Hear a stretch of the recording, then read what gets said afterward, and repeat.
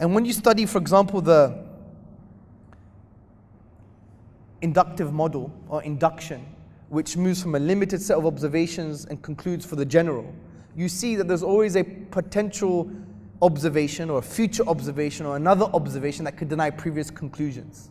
So even if science were to say, this is our conclusion, a scientific fact doesn't mean fact with big F, right? It's a small f, italics, because there's always a possibility of another observation to deny previous conclusions. And we've seen this in the history of science. We even see this now.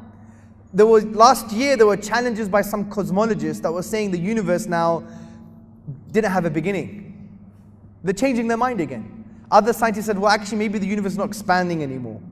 These are discussions in academia based on different theoretical models, different pieces of evidence that they find, right? This is the beauty of science. It's supposed to change. So even if they were to make such a conclusion, it's not a certain fact, because there's a possibility it can change. So that's the intellectual doubts. So science can never really doubt the foundations of Islam, which is that Allah exists and that He deserves to be worshipped. These are spiritual, rational truths. They're not based on the touch and feel. And things that you touch and feel are there to awaken the fact that there is a wisdom behind the universe. Because you know the interesting thing is, even if the science changes, it always assumes there is power and wisdom behind it. Right?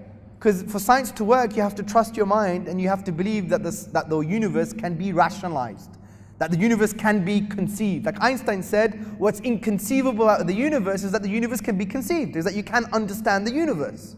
Right? So you have to always assume that there is some form of wisdom behind the universe and some form of creative power. They could never deny this. So even if you change your scientific theory, the fundamentals always remain. There is a wisdom and a power in the universe, which awakens the fitrah to bring about the truth that Allah deserves to be worshipped. Make sense? So bring on the science. Bring us any theory. Even if they contradict, they're always going to assume a power and a wisdom. Always. Bring any theory. There are 17 different models for the Big Bang. Ahlan wa sahlan. Bring them on. They're going to assume there's a power and they're going to assume there's some kind of wisdom. Khalas. No matter what theory you have. And that's what the Quran wants to get to. The fundamental, the basis. The fundamental intellectual driving force that there is a creative power and wisdom behind the universe, and therefore it awakens your fitrah and brings about the self-evident truth that Allah deserves to be worshipped.